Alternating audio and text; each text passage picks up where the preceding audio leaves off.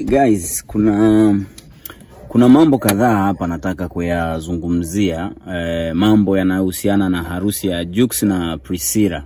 Ujue kuna watu ambao wamekaa wakijaribu kuzungumzia kwamba Jux kufanya kitendo cha harusi na sherehe kadhaa mfululizo hapo, walifanya mara hapa Bongo, sui mara party, sui mara nini, wameenda Nigeria ndo wamefanya hiyo harusi na nini. Kuna watu wanasema kwamba Jux atafilisika. Guys, Jux hawezi kufilisika. Kitu ambacho hamjui ni kwamba gharama ambazo Jux amezitumia kwenye sherehe hii ya harusi, ndo kwanza ni gharama za nyimbo moja ambayo inaitwa Enjoy, na hazijaisha.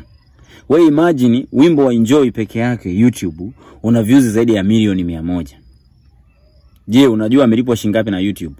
Sasa mambo mengine sio ya kuwatafunia. Nenda mwenyewe Google ukaulize kwamba YouTube wanalipa shilingi ngapi kwa views milioni 1. Alafu ukishapata hiyo ukalculate sasa kwa views zaidi ya milioni 100 amepata shilingi ngapi. Huyo Jux wimbo wa Enjoy views na streams zaidi ya milioni 10.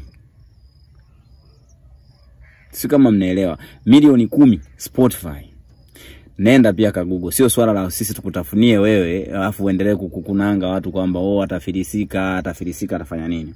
Nenda ka Google kwamba Spotify wamemlipa shilingi ngapi kwa huo wimbo tu, na mnaelewa career ya Jux imeanza lini, ana nyimbo ngapi, ana magoma mangapi ambayo yameenda viral. Nenda Boomplay, ana zaidi ya milioni 16 streams wimbo mmoja tu, huo Enjoy. Kwa simply kwa hapo tunatoa hofu kwamba Jux hawezi kufilisika in any way kwa kufanya kasherehe hako. Ni kasherehe kadogo, ni party ndogo tu, yani ni kapesa kadogo tu kutoka kwenye wimbo wake wa Enjoy.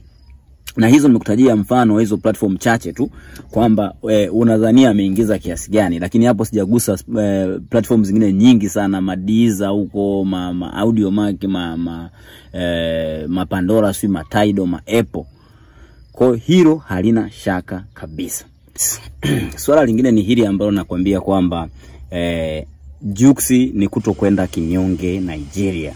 Kutokwenda kinyonge Jux ametisha sana, kwa sababu wa Nigeria wamekuwa kituchukulia poa sana sisi wa Bongo, na especially wasanii wanaona kwamba kama maskini, wasanii wetu ni maskini sana, hawana hela, ni maskini wa kutupwa, umeelewa?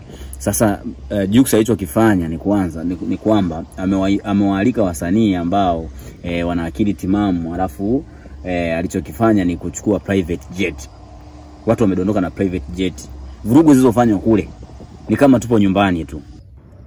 Yani unaambiwa mpaka msanii wangu Davido mwenyewe nasikia amemtumia message Diamond Platnumz kwamba ndugu yangu, mmevuruga sana, natamani hata kurudia tena na mimi harusi yangu ya mimi na Chioma. Si mnakumbuka Davido alifanya harusi yake na Chioma? Ilikuwa ni ya maana sana, mkumbuke. Lakini unaambiwa napata taarifa hizo kwamba nasikia amemtumia message Diamond kwamba aisee mmevuruga sana aisee. Yani mpaka mwenyewe naona kwamba harusi yangu ilikuwa cha mtoto. Kocha kwanza ni kwamba Jux ametuheshimisha.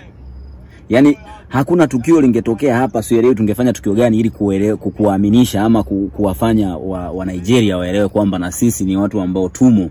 Yani wasanii wetu sio wanyonge. Umeelewa?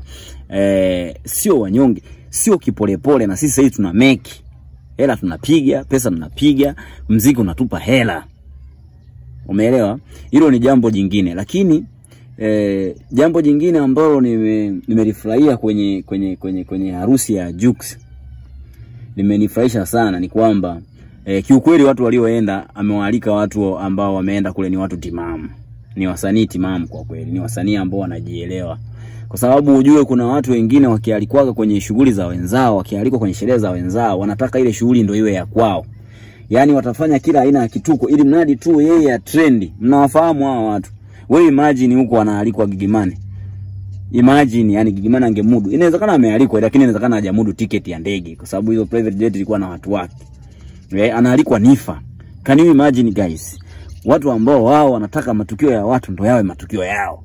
Na hiyo tunasubiri Bongo, kwa sababu inarudi hiyo party, inarudi kufanyika tena Bongo hiyo harusi. Kwa ninachokisema mtakuja kukishuhudia. Kwa watu waliokwenda kule ni timamu, alafu tumekwenda sio kinyonge, tumekwenda kibabe, tumetisha vizuri kabisa. Kwa hapo Jux hajatuangusha kabisa. Lakini jambo la kufurahisha lingine sasa. Okay. Sasa ambalo kidogo linafurahisha, yani ni kile kitendo cha wakwe kuambia Jux na wapambe zake wote walambe sakafu. Nadhani kile kitendo watu wote mmekiona.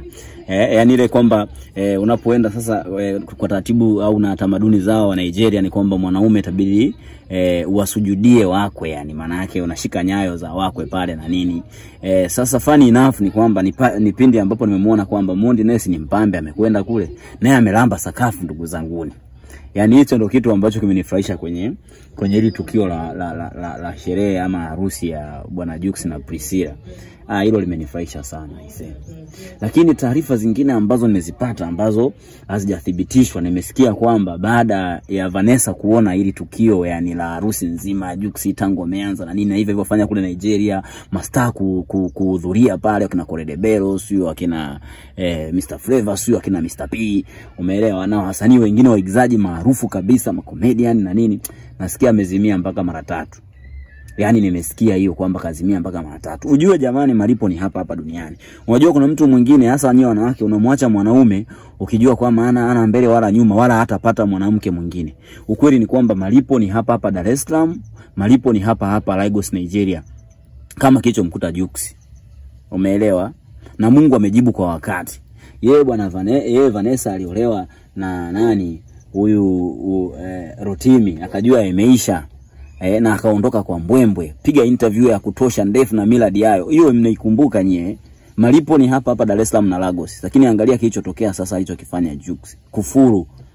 Mpaka naambiwa mtu kazimia mara 3. Sio masiala ujue.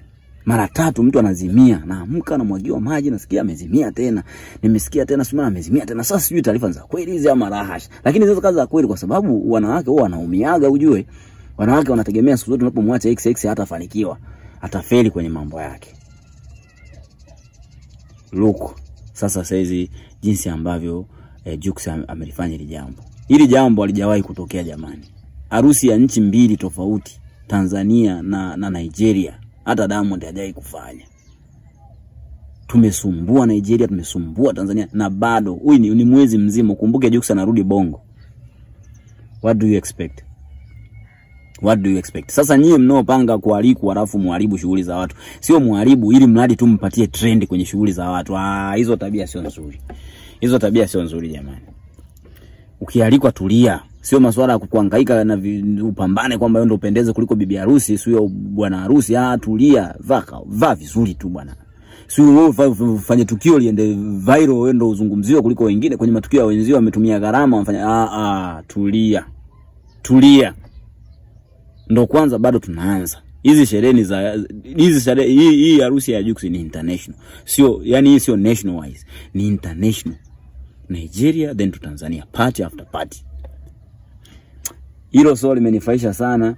So simply ni kwamba Tanzania sasa hizi tumewin yani. Yani sasa wa Nigeria kidogo wana pay attention sasa kwamba Tanzania kumbe kuna wasanii wana hela. Tanzania pia kuna wasanii ambao ni wa moto, ni maarufu ujue.